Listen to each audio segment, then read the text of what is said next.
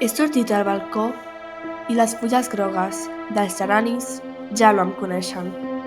He buscat una olor entre les meves mans i respiro només el fum de les xemeneies, l'aire de vidre que anuncia l'hivern.